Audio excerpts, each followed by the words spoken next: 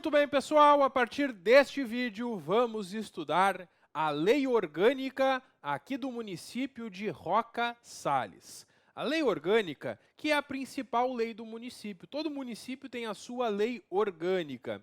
Ela tem este nome porque ela trata justamente da organização do município, organização político-administrativa. Então nós vamos conhecer as principais regras sobre o funcionamento da Câmara de Vereadores e da Prefeitura de Roca Sales ao longo do estudo desta lei. Pessoal, a lei começa com um preâmbulo. Esse preâmbulo nunca cai em prova. É apenas um relato, né, sobre a criação desta lei. Então, os vereadores da Câmara de Roca Sales, reunidos, promulgaram, então, esta lei orgânica. Isso não vai aparecer em prova. Vamos direto para o artigo 1º, que apresenta que a organização político-administrativa do município é regida por esta lei, seguindo, é claro, as constituições federal e estadual, como não poderia deixar de ser.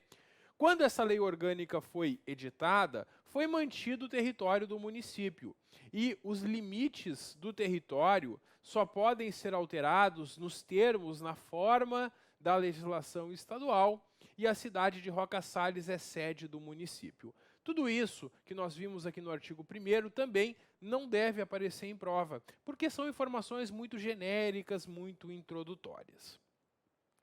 O artigo 2º é bastante cobrado em provas de concurso. Inclusive, a banca que vai fazer a nossa prova aqui em Roca Sales, em outros concursos que aplicou, já fez uma pegadinha com essa situação das vedações, das proibições ao município. Então, nós temos que saber quais são as 4 vedações, as 4 proibições aqui previstas no artigo 2º.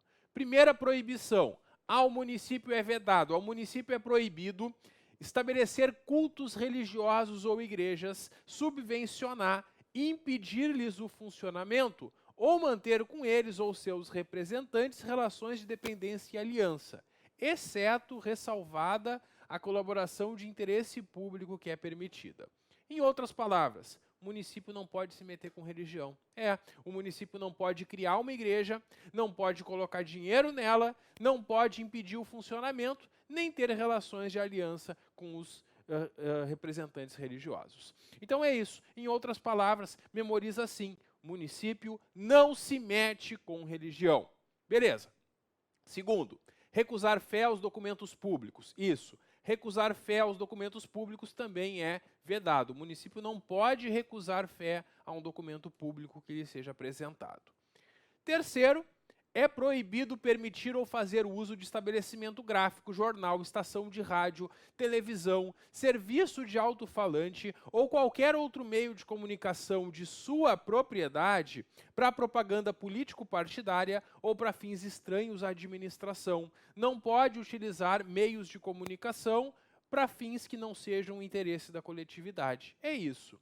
E o que mais é cobrado em prova, a 4ª proibição: é proibido instituir ou aumentar tributos, atenção, sem que a lei estabeleça. Pessoal, se o prefeito ou prefeita quiser aumentar um tributo, pode, por meio de lei. Manda um projeto de lei, se os vereadores aprovarem, o tributo é criado ou aumentado. É isso. Então, por lei, é possível instituir ou aumentar tributos. O que é vedado, o que é proibido, é instituir ou aumentar um tributo sem que a lei estabeleça. E a banca vai fazer uma pegadinha na prova, trocando esse sem lei com por lei, né? E aí estaria errado. Então, cuidado com isso. Lembra sempre assim: por lei, é possível instituir ou aumentar tributo. Sem lei, é proibido. Certo? Muito bem. E o artigo 3º apresenta os poderes do município. O município de Roca Sales, assim como qualquer município do Brasil, tem 2 poderes: o executivo, que é a Prefeitura de Roca Sales, e o legislativo, que é a Câmara Municipal, a Câmara de Vereadores. Pessoal, fiquem atentos com detalhe na prova: não existe poder judiciário nos municípios. Poder judiciário é estadual ou federal. Não existe poder judiciário municipal. Nenhum município tem poder judiciário. A banca faz uma pegadinha na prova, porque quando vocês estudam a Constituição Federal, vocês vão encontrar esses três poderes, não encontram? Pois é, legislativo, executivo e judiciário. Lá na Constituição a gente vai falar sobre os três poderes. Mas aqui na lei orgânica do município não tem poder judiciário. Aqui na lei orgânica nós vamos falar somente sobre os dois poderes do município, o legislativo e o executivo. E o que a banca vai fazer na prova para tentar te enganar? Ela vai colocar na questão: são poderes do município independentes e harmônicos entre si, legislativo, executivo e judiciário. Certo ou errado? Claro que está errado, né? Porque poder judiciário a gente sabe que não faz parte do município. Só vai estar certa essa afirmativa se ela disser que são poderes do município independentes e harmônicos entre si, o legislativo e o executivo. Isso. Cuidado que a banca faz essa pegadinha, porque ela sabe que vocês estudam a Constituição Federal e a lei orgânica e podem se confundir. Por isso mesmo que eu montei esse esquema, para a gente não esquecer mais. Na lei orgânica, no município, são esses dois poderes. Na Constituição Federal, quando a gente fala em Estado e União, a gente tem três poderes.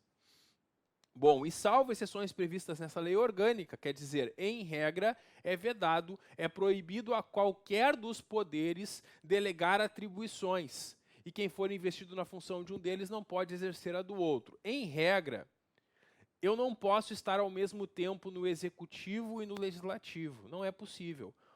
Por exemplo, o prefeito não pode ser prefeito e vereador ao mesmo tempo, ou atua no legislativo ou atua no executivo. O município, para cumprir as suas missões, pode celebrar convênios, unir esforços com a União, com o Estado ou com outros municípios. Basicamente isso que o artigo 4º diz, ele autoriza o município a criar convênios quando necessário. O artigo 5º traz uma grande lista de competências do município, e essas competências costumam ser perguntadas em prova. O que cabe ao município no exercício da sua autonomia fazer? Bom, o município vai disciplinar por leis, atos e medidas os assuntos de interesse local, organizar os seus serviços administrativos, a prefeitura organiza como prestar o serviço, a administração dos seus bens, o patrimônio do município é administrado pela prefeitura. Quando necessário, a prefeitura tem poder de desapropriar.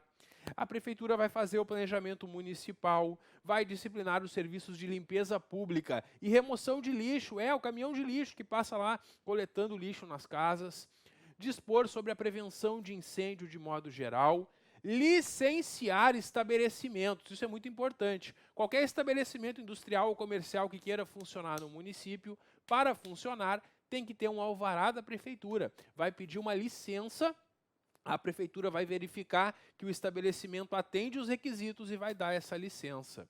Também é competência do município regulamentar o uso dos logradouros públicos, dos espaços públicos, ruas, praças, avenidas e tudo mais, sinalizando também as faixas de rolamento, zonas de silêncio, né? Cabe ao município organizar também ou prestar diretamente os serviços públicos, promover o ordenamento territorial, ações de tombamento do patrimônio histórico-cultural, quando for o caso. O município elabora o seu plano diretor, que é a principal norma de planejamento do município, estabelece normas regulamentadoras relativas ao meio ambiente e estímulo ao melhor aproveitamento da terra, institui e arrecada os seus tributos, fixa os feriados municipais, porque existem feriados federais, feriados estaduais e municipais. Cada município vai fixar os seus feriados municipais, né?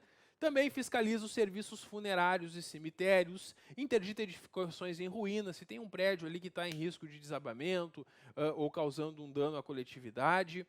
Também regulamenta toda a questão da publicidade por cartazes, anúncios, emblemas, competições esportivas, apreensão e depósito de semoventes. Quando tem uma atividade descumprindo normas de posturas do município, é possível que o município apreenda, né, essa mercadoria, esse produto, esse veículo, conforme o caso. Também o município vai legislar sobre serviços públicos e regulamentar os processos de instalação, distribuição e consumo de água, gás, luz, calçamento e energia elétrica, proteção dos documentos, obras e outros bens de valor histórico, artístico e cultural, fiscalização da produção, conservação, comércio e transporte de alimentos, também outras atribuições que não sejam vedadas pela Constituição, dentre outras, né? Pessoal, e como é que isso cai em prova? A banca geralmente vai misturar essas competências que nós vimos, que são do município, com competências que são lá do governo federal ou do governo estadual. Geralmente, quando a banca faz questões sobre isso, ela coloca como alternativa incorreta uma competência que está prevista lá na Constituição Federal, por exemplo, né? Então, é sempre bom saber o que cabe aqui ao município de Roca Salles. Sobre os bens municipais, são bens municipais todas as coisas móveis e imóveis, direitos e ações que a qualquer título pertençam ao município. Quem administra os bens municipais é o prefeito, exceto os da Câmara, porque os bens utilizados pela Câmara são administrados pela própria Câmara de Vereadores. A Câmara de Vereadores vai ter uma mesa, né, que administra o patrimônio dela.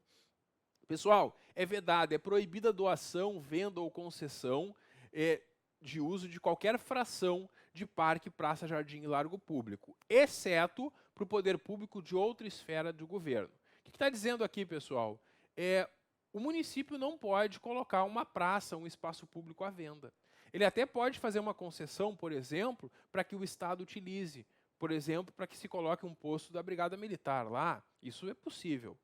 Uma concessão para outra esfera é possível. Agora, vender simplesmente ou doar uma parque, praça, jardim ou largo público não é possível.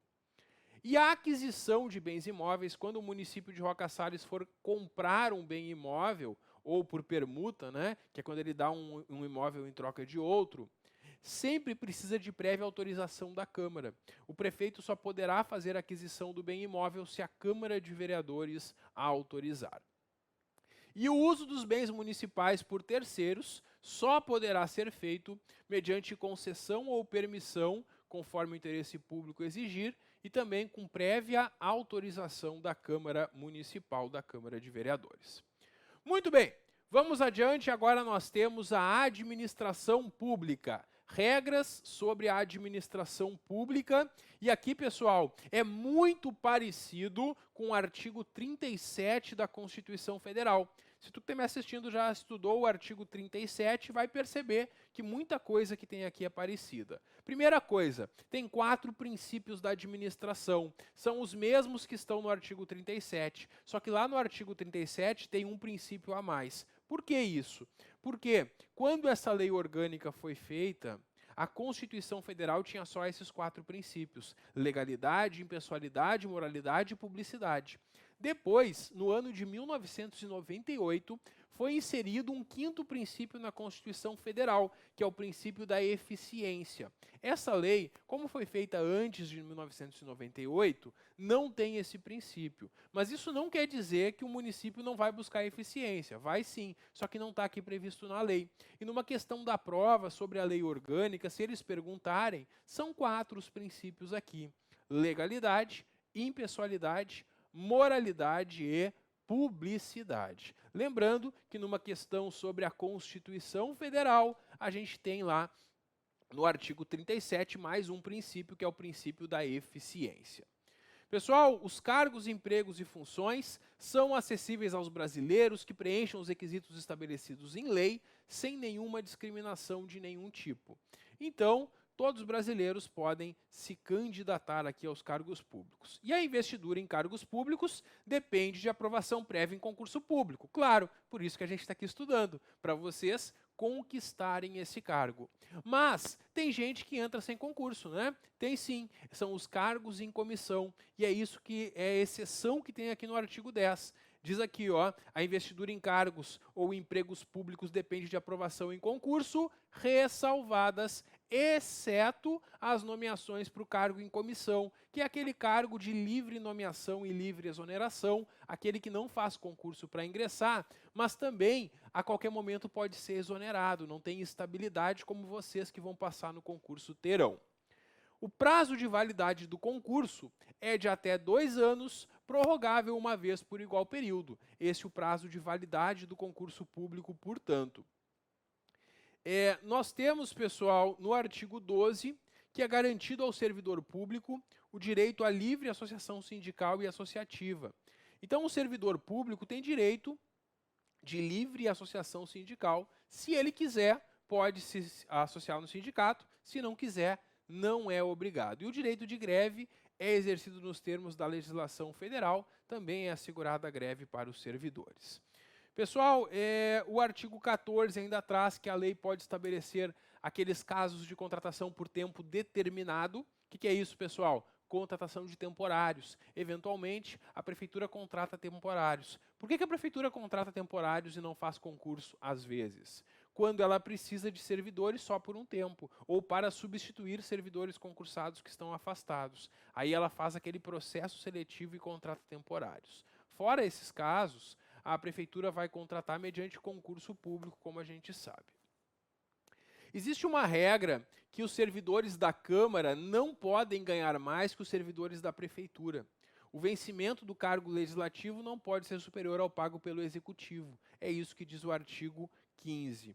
É porque, como a Câmara tem menos servidores, seria mais fácil que a Câmara pagasse melhor do que a Prefeitura. Mas, para evitar essa disparidade entre servidores do município, o artigo 15 proíbe que a Câmara tenha salários maiores do que cargos da Prefeitura que tenham a mesma função. É isso. Bom, pessoal, aqui vamos focar no que tem mais chance de ser perguntado em prova. O artigo 20, ele traz uma disposição que está lá na Constituição Federal também, no artigo 37, parágrafo 1º, que trata da publicidade. A publicidade feita com dinheiro público só pode ser feita se tiver caráter educativo, informativo ou de orientação social. E na publicidade feita com dinheiro público não pode constar nenhuma promoção pessoal, nenhum nome ou símbolo ou imagem que caracterize uma promoção pessoal. Então, o prefeito não pode fazer uma propaganda, uma publicidade com dinheiro da prefeitura, dizendo que ele é melhor que os prefeitos anteriores, né? Dizendo que nunca na história desse município alguém fez tanto por isso ou por aquilo. Não pode fazer esse tipo de coisa, não pode fazer promoção pessoal, não pode se promover com a publicidade. É isso que nós temos no artigo 20. Bom, atos de improbidade têm consequências, né? Existe a lei de improbidade que traz as punições e, conforme o caso, quem comete um ato de improbidade pode ser punido com a suspensão dos direitos políticos, a perda da função pública, a indisponibilidade dos bens, o bloqueio dos bens e o ressarcimento aos cofres públicos, né? O ressarcimento ao erário. Bom, o artigo 25 traz uma lista de direitos para os servidores. No estudo do Estatuto dos Servidores, a gente vai ver mais profundamente, né, os direitos dos servidores. Mas aqui tem uma lista de direitos que também pode aparecer na nossa prova. Nenhum servidor vai ganhar menos que o salário mínimo, nenhum servidor pode ter o salário reduzido. Aqui diz salvo convenção ou acordo coletivo, mas isso para servidores públicos não se aplica.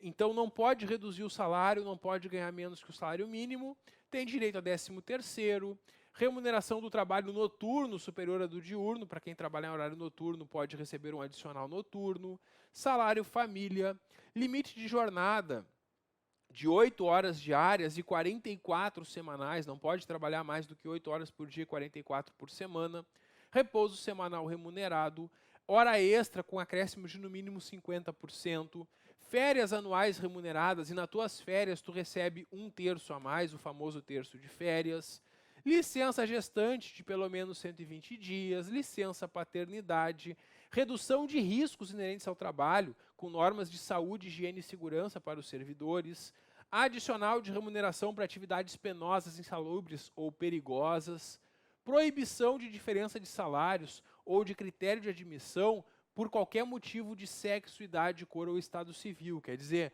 por esses motivos, ninguém vai ganhar menos. Ninguém vai ganhar menos por ser mulher, ninguém vai ganhar menos em razão da cor ou em razão do estado civil, ou por ter filhos ou não ter filhos. Não pode ter esse tipo de discriminação.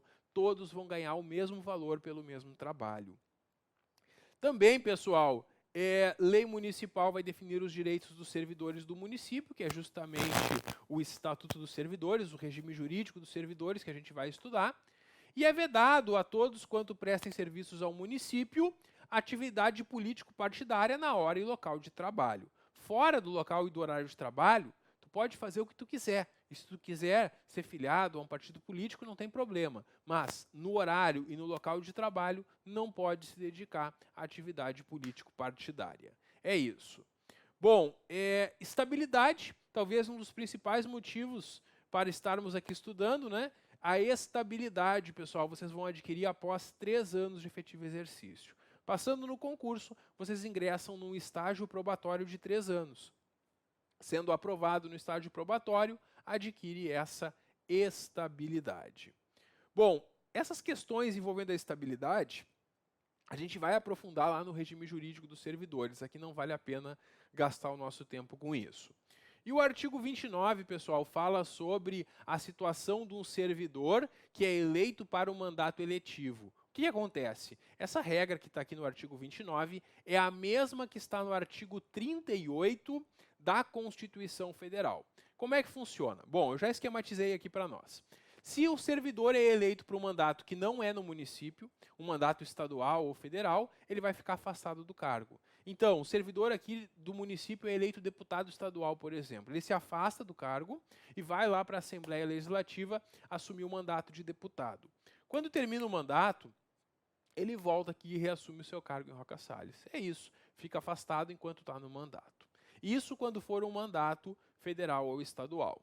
Se ele for eleito prefeito, pode ser do próprio município de Roca Salles ou de outro município, tanto faz. Sendo eleito prefeito, ele vai ser afastado do cargo também. Só que aí ele tem a possibilidade de optar pela remuneração. Se um servidor ganha, por exemplo, 15 mil reais e é eleito prefeito no município onde o prefeito ganha 10 mil, ele pode assumir o mandato de prefeito e continuar recebendo os 15 mil em vez de receber 10 mil. É isso. Então, o servidor eleito prefeito pode continuar com o mesmo salário, não vai ter uma redução em razão do mandato. É isso. Para o prefeito é essa a regra. Para o vereador, eu tenho que responder uma pergunta. E a pergunta é, tem compatibilidade de horários? Se tiver, o vereador trabalha nos dois e recebe nos dois. Então, se um servidor é eleito vereador e ele consegue exercer as funções do cargo e as funções de vereador, trabalha nos dois, recebe nos dois, acumula. Se não tiver compatibilidade de horários, aí ele tem que se afastar do cargo e ele vai ficar só como vereador. E aí se aplica a mesma regra do prefeito. Ele pode optar pela remuneração. E se por acaso a remuneração dele como servidor for maior do que a remuneração de vereador, ele continua recebendo somente o valor do seu cargo enquanto está afastado para exercer o mandato. Então é isso, essas são as regras sobre afastamento do servidor para desempenho de mandato eletivo. Bom, pessoal, concluímos aqui o primeiro título da Lei Orgânica, que trata justamente da apresentação da lei, claro, do município, e também um pouco sobre a administração pública. Agora nós vamos entrar no estudo do poder legislativo, que é a Câmara de Vereadores, e depois veremos também o poder executivo, que é a prefeitura. Aqui no poder legislativo a gente tem bastante coisa para conversar. A primeira é que a duração do mandato é de 4 anos, que é a duração da legislatura, claro. De 4 em 4 anos, o povo de Roca Salles vai às urnas e elege os seus vereadores, prefeito e vice. A Câmara de Vereadores tem um período normal de funcionamento, que é de 1º de fevereiro a 31 de dezembro. Nesse período, de 1º de fevereiro a 31 de dezembro, a Câmara vai realizar, no mínimo, 3 sessões, 3 reuniões por mês. Então, no mínimo, 3 sessões por mês, de 1º de fevereiro a 31 de dezembro. No mês de janeiro, a Câmara não realiza sessões, ela está de recesso. No primeiro ano de cada legislatura, ou seja, no primeiro ano do mandato, no dia 1º de janeiro, os vereadores vão se reunir para dar posse justamente aos vereadores eleitos, prefeito e vice-prefeito, bem como eleger a sua mesa. Os vereadores entre si vão eleger uma mesa. Um deles vai ser o presidente da Câmara, outro vai ser o vice-presidente, outro vai ser o secretário. E aí é feito no dia 1º de janeiro essa reunião e essa eleição e já entram em recesso, porque a gente viu que no mês de janeiro a Câmara não funciona, né? E aí no dia 1º de fevereiro vai começar o trabalho dos vereadores. Bom, pessoal, essa mesa da Câmara vai ter um mandato de 1 ano, sendo permitida uma reeleição para o mesmo cargo. Então, No primeiro ano do mandato, os vereadores entre si elegem uma mesa, um deles vai ser o presidente, outro vai ser o vice, e esses podem ser reeleitos no ano seguinte. Então, quem for presidente da Câmara no primeiro ano pode de novo ser presidente no segundo ano, porque é permitida uma reeleição. Aqui a banca vai tentar enganar vocês na prova, dizendo que o mandato é de 2 anos, por exemplo, ou de 4 anos. Está errado, cuida para não confundir.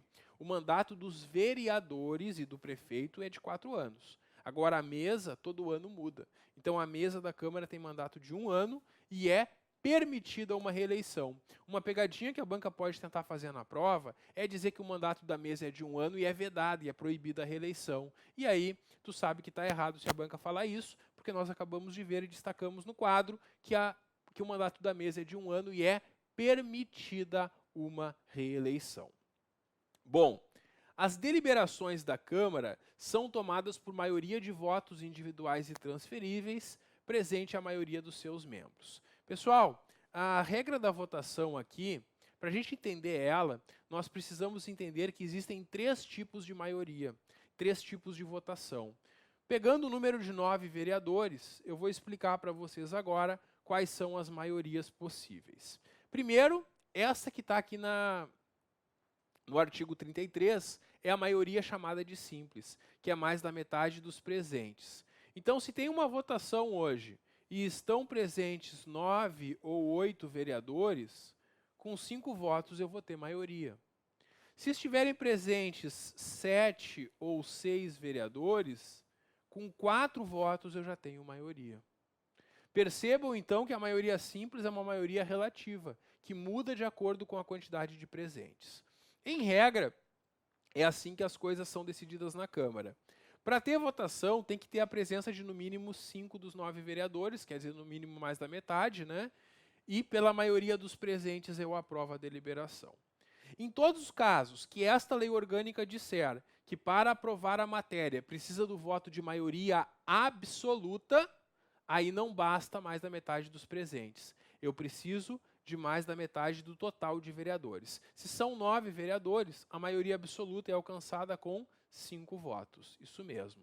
E tem alguns casos que a lei orgânica quer ainda mais atenção. E ela vai exigir o voto de 2/3 dos vereadores em alguns casos. Pessoal, 2/3 de 9 são 6. 6 votos. Então é isso. Quando a lei orgânica não disser nada, a aprovação é por maioria simples, que é mais da metade dos que estiverem presentes. Quando a lei orgânica exigir maioria absoluta, eu preciso de 5 votos. E quando a lei orgânica exigir o voto de 2/3, eu preciso de 6 votos para aprovar uma matéria. Bom, na constituição da mesa, quando eles vão decidir quem vai ser o presidente, o vice, o secretário da Câmara, eles devem manter a representação proporcional dos partidos que integram a Câmara, né? Claro, porque na composição da Câmara vão ter lá 3, 4, 5 partidos, e é interessante que cada um dos membros da mesa seja de um partido diferente. A convocação da Câmara para a realização das sessões é feita pelo prefeito, pelo presidente da Câmara ou a requerimento da maioria dos seus membros. O que é uma sessão extraordinária? É uma sessão extra, uma sessão além daquelas normais. Então, normalmente vai ter 3 reuniões por mês, mas se tiver algum assunto a ser tratado que precisa de uma reunião extra, que não deu para tratar nas 3 reuniões mensais, é possível convocar uma sessão adicional. E o artigo 35 está dizendo que essa sessão extraordinária pode ser convocada pelo prefeito, pelo presidente da Câmara ou a requerimento da maioria dos vereadores, em caso de urgência ou interesse público relevante. Pessoal, quando for feita uma convocação extraordinária da Câmara, nessa sessão extraordinária, a Câmara somente poderá deliberar a matéria que está na convocação. Não pode tratar outros assuntos nesse dia. Então vai ter uma extraordinária em determinado dia, vai ter uma pauta e lá no dia só se trata do que está naquela pauta. Além disso, pessoal, é vedado o pagamento de parcela indenizatória. Os vereadores vão ter que ir um dia a mais para uma sessão, nessa extraordinária. E eles não recebem nem um centavo por isso. Não pode pagar nenhuma indenização para os vereadores pelo fato de ter uma sessão extraordinária. Bom, nas votações, o presidente da Câmara, em regra, não vota. Sabe por quê? Porque ele está lá coordenando a sessão. Ele vai dar a palavra para um vereador votar, vai dar a palavra para outro, vai abrir a votação. Por isso, o presidente da Câmara, em regra, não vota. Ele só vai votar quando a matéria está empatada ou quando a matéria exige um quórum qualificado. O quórum qualificado é quando a matéria exige para ser aprovado o voto de maioria absoluta ou de 2/3. Nesses casos, o presidente da Câmara vai votar. Bom, as sessões da Câmara são públicas e o voto é aberto, e as contas do município quanto à gestão financeira de cada exercício são encaminhadas simultaneamente à Câmara de Vereadores e ao Tribunal de Contas até o dia 31 de março do ano seguinte. Então, todos os anos, até o dia 31 de março, as contas são encaminhadas para a Câmara e para o Tribunal de Contas. Essa é a prestação de contas que cabe ao prefeito, né? Todo ano, até o dia 31 de março, ele apresenta as contas do ano anterior. Pessoal, essas contas ficam à disposição de qualquer contribuinte. Por 60 dias, então, qualquer um pode ir lá, olhar as contas e questionar qualquer despesa que entenda que seja irregular. Muito bem, concluímos então a primeira parte aqui do nosso estudo sobre a Lei Orgânica do município de Roca Sales. Próximo vídeo eu volto para a gente continuar conhecendo as principais regras sobre a Lei Orgânica aqui do município. Dá um clique que eu já volto. Até logo.